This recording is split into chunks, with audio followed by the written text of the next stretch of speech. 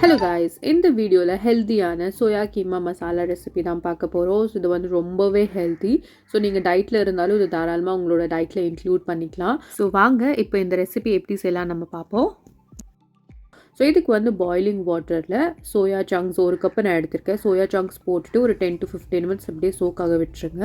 15 minutes கழிச்சு இதுலேருந்து தண்ணி மொத்தம் வடிச்சிட்டு அதுக்கப்புறம் ஒரு 2 டைம்ஸ் கோல்ட் வாட்டரில் வாஷ் பண்ணிக்கோங்க. அதுக்கப்புறம் ஃபுல்லாக தண்ணி வந்து ஸ்க்வீஸ் பண்ணி எடுத்துக்கோங்க. கொஞ்சம் கூட தண்ணி இருக்கக்கூடாது.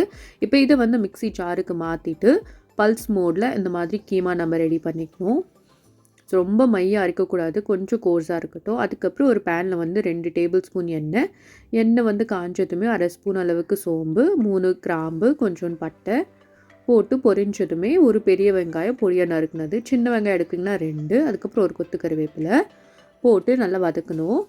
ஒன்ஸ் வெங்காயம் கொஞ்சம் வதங்கின உடனே நான் வந்து 1/2 ஸ்பூன் அளவுக்கு ஜிஞ்சர் கார்லிக் பேஸ்ட் போடுறேன். போட்டுட்டு இந்த ஜிஞ்சர் கார்லிக் பேஸ்ட்டோட ரா ஸ்மெல் போனதுமே ஒரு தக்காளி வந்து அரைச்சி ஊற்றிக்கணும். ஊற்றிட்டு ஒன்ஸ் தக்காளியிலேருந்து கொதி வர ஆரம்பித்த உடனே 1/4 ஸ்பூன் அளவுக்கு மஞ்சள் பொடி, 1 ஸ்பூன் அளவுக்கு மிளகா பொடி, 1 ஸ்பூன் அளவுக்கு தனியா பொடி, 1/2 ஸ்பூன் அளவுக்கு கரம் மசாலா, 1/2 ஸ்பூன் அளவுக்கு உப்பு போட்டுட்டு நல்லா வதக்கணும் எண்ணெய் பிரிஞ்சு வர வரைக்கும்.